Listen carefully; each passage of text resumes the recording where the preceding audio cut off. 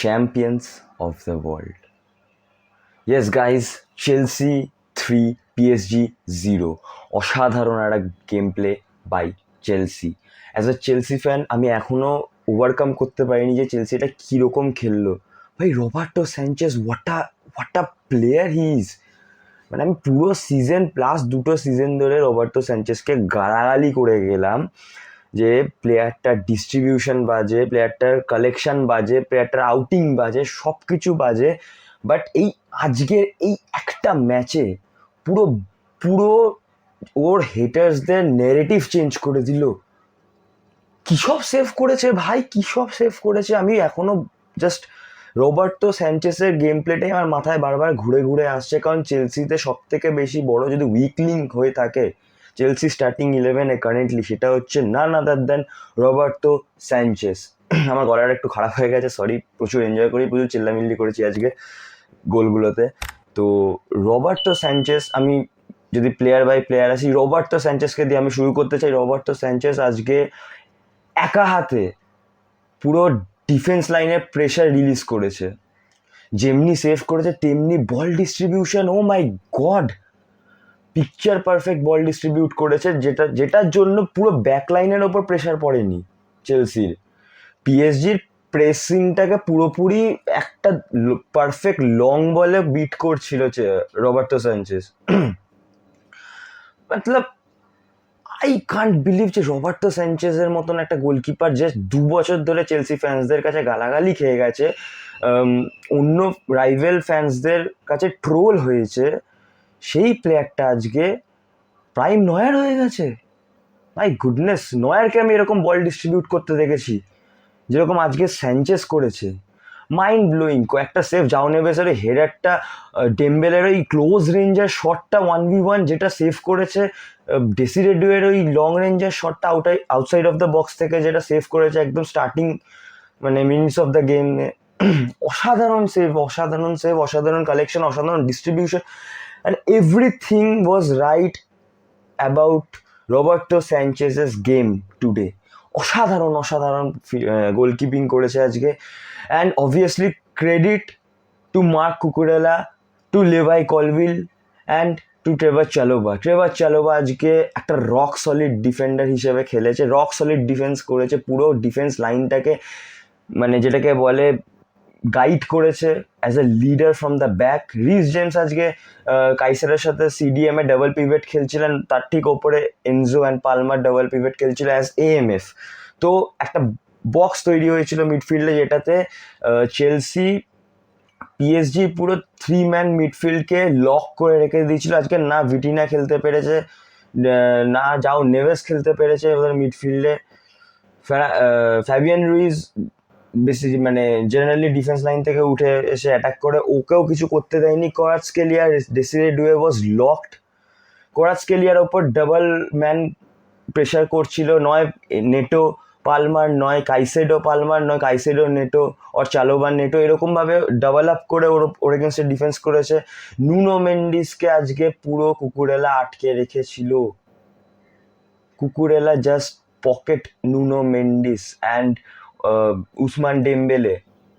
After 65 minutes কোরাৎস্কেলিয়ার দ্বারা যখন কিছু হচ্ছিল না, লুইস এনরিকে বাধ্য হয়ে ব্র্যাডলি বারকোলাকে মানে পিচে ইন্ট্রোডিউস করে কোরাৎস্কেলিয়াকে তুলে। কারণ কোরাৎস্কেলিয়া আজকে কিছুই করতে পারেনি। শুধু কোরাৎস্কেলিয়া না, পুরো পিএসজির টিমটা যে কিছু করতে পারেনি। এনজো ফার্নান্ডেজের দারুণ ক্যালকুলেটেড প্রেসিং, জাও পেড্রোর calculated pressing, and to end this all, the man, the myth himself, Cole Palmer. What a player, ভাই! He could have scored an hat-trick today.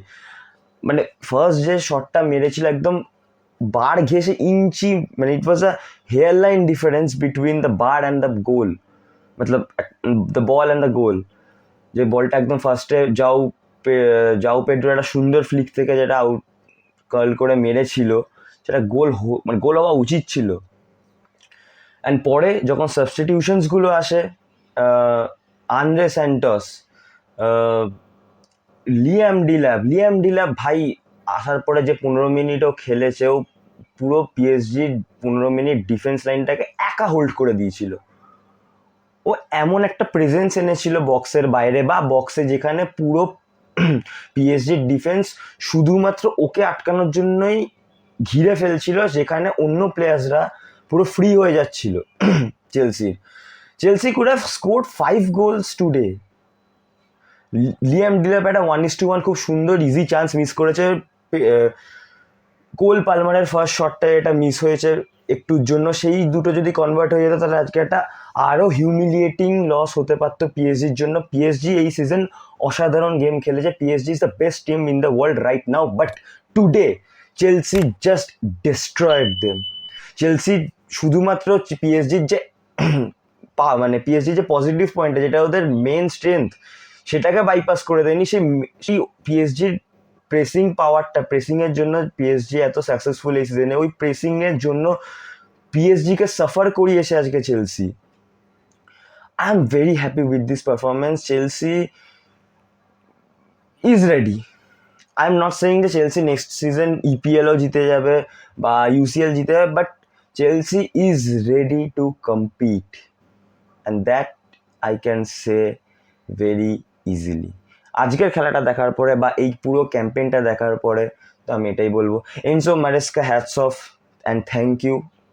কেউ ইনফ্যাক্ট আমরা নিজে চেলসি ফ্যান্সরা অতটা ভরসা করতে পারিনি এনজো ম্যারেস্কার উপরে, যেটা championship coach, second division of English football থেকে একটা টিমকে সবাই প্রমোট করিয়েছে, তারপরেই চেলসির মতন একটা ক্লাবে কোচিং করাতে চলে এসেছে, কতটা কি করতে পারবে। বাট একটা ইন্টারন্যাশনাল ডাবল করিয়ে দিল চেলসিকে, conference league winner and club world cup winner. Thank you very much.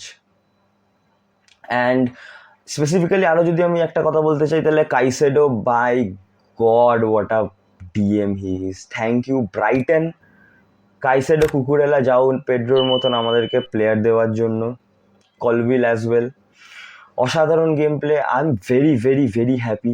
আমি তো ভাই আজকে জাস্ট যেটাকে বলে জাস্ট মানে কি বলবো, in my own the cloud যেটাকে বলে, মানে ইন মাই ওয়াইল্ডেস্ট ড্রিমস আমি এটা কোনোদিনও ভাবতে পারিনি অ্যাজ আ চেলসি ফ্যান যে পিএসজির মতন এত ডমিনেন্ট একটা সাইডকে এই সিজনে, যেটা best team in the world right now, best pressing team in the world right now, ball hold up খুব সুন্দর করে, ভিটিনার মতন কন্ট্রোলিং প্লেয়ার যে টিমে আছে, সেই টিমটাকে ফার্স্ট হাফে 3 গোল মারবে, and it could have been 5-0 4-0 easily. তো আমার আলাদা করে কিছু বলার নেই। কাইসেডোর প্রেজেন্সটা যে কতটা ইম্পর্টেন্ট চেলসি মিডফিল্ডে, সেটা আজকে আশা করি সবাই বুঝে গেছে। মানে পুরো পিএসজির মিডফিল্ডের যে বিল্ড আপটা, ওটা একা হাতে ব্রেক করে দিয়েছে আজকে কাইসেডো। মাঝখান থেকে বল চালাতে দেয়নি, সোজা কথা, মাঝখান থেকে বল চালাতে দেয়নি, পিএসজিকে বলের ওপর কন্ট্রোলই করতে দেয়নি, বল কন্ট্রোল করার টাইম দেয়নি চেলসির মিডফিল্ড। আর যখন পিএসজিকে মিডফিল্ডে বল কন্ট্রোল করার টাইম দেওয়া হবে না, তখন পিএসজি সাফার করবে। It is inevitable. পিএসজির পুরো খেলাটা তৈরি হয় ভিটিনা, জাও নেভেসের থ্রুতে, যে দুজনকে আজকে পুরো আটকে রেখে দিয়েছিল। Hakimi was pocket by Cucurella. Oh my god, what a player he is. Cucurella, what a player he is. And I can truly say that Chelsea is ready to compete for the titles. I'm not saying that Chelsea is going to win the title, but Chelsea is ready to compete for all the major trophies in the upcoming season. Thank you guys. দেখা হচ্ছে খুব শীঘ্রই একটা নতুন ভিডিওতে।